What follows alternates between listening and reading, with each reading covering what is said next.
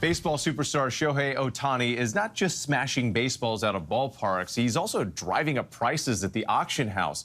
Back in September, Ohtani became the first player ever to hit 50 home runs and steal 50 bases in a season. That 50th home run ball is up for bid through Goldin Auctions and has surpassed the $1.8 million threshold with just 3 days remaining before it goes to the highest bidder. And the CEO of Goldin Auctions, Ken Goldin, is joining us now. Ken, thank you so much for joining us. Thank you for having me. I appreciate it. All right, so explain this process to us here of obtaining the ball and then starting the auction on that ball. Sure. I mean, for us, typically I'm in a fight for high-end items. This one was actually relatively easy because of, Goldin Auctions' reputation and, the worldwide recognition from, the Netflix King of Collectibles show that people know what we do with high-end merchandise. We were contacted the night the gentleman caught the ball. And we spoke to him briefly Thursday night. We worked out a deal on Friday. And, I dealt with him personally. And on Saturday, we were going to pick up the ball, but he had put it in a safety deposit box. So we flew down Monday, picked up the ball, flew it back to New Jersey, and literally had it on Goldin.com ready to go that Friday for sale. So you confirmed with ESPN that the Dodgers reached out to buy the Ohtani ball, but were declined. Has Ohtani himself reached out? And then can you also explain why it was declined for them to buy that ball back? Sure. So, without getting into specifics, I do know the Dodgers did try to obtain the ball. And, the individual basically recognized the value. He said, hey, I've got a ball, could be $500,000, could be $1 million. And, I may come back to you, but I really want to explore my options, without the pressure of doing it in the ballpark, which is, something I would always recommend. Get the ball authenticated. And if you want to do a deal with a team, you don't need to do it on the spot. You can always call them back and work it out. So it's nothing personal. It's just about the money at the end of the day, right? Exactly. I mean, and we have a history at Goldin of selling high-end baseballs. Right now, as an example, this baseball, which I can go over with you in a minute, is current price, including buyer's premium, is $2.2 million. Wow. Making it the second most valuable ball of all time, passing the Aaron Judge 62 home run ball that we sold 2 years ago for 1.5. The only baseball it is behind is the 1998 70 home run ball of McGuire, which sold that offseason for $3 million.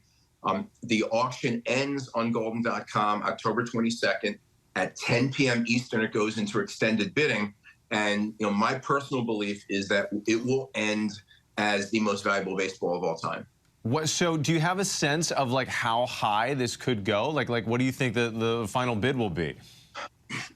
Shohei is really a different, you're dealing with a different personality and a different, almost more like a mythical figure. I've not experienced this in baseball in my career from the standpoint that he has a worldwide audience, and people in Asia are so passionate for him and his collectibles, as well as in the United States. So we really have two continents that are battling for the baseball. So, I believe it's going to go for over $3 million. It would not shock me if it goes $7-8 million.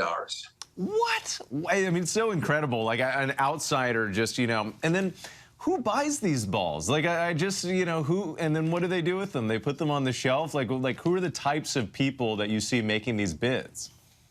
Well, you do have, first of all, you've got longtime collectors who are just, they want to collect everything, and they're pretty wealthy. A lot of people, doctors, lawyers, people in the financial world do buy this stuff. And the other thing that an item like this attracts, and this is a little bit different than the common piece, is you have people who have never bought a sports collectible in their life, but they are so fascinated by Shohei, and they recognize this incredible accomplishment that owning this baseball to them is like capturing their own piece of history. Like they're the caretaker of a true historic moment.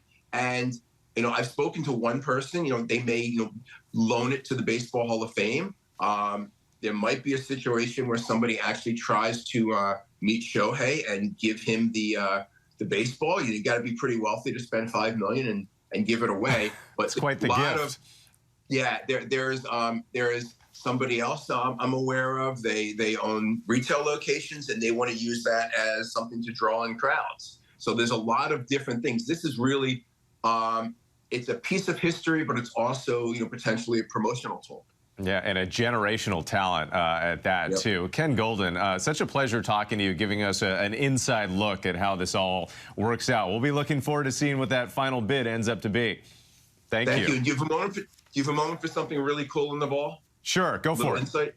This is how they were able to tell that this was the actual pitch thrown to him.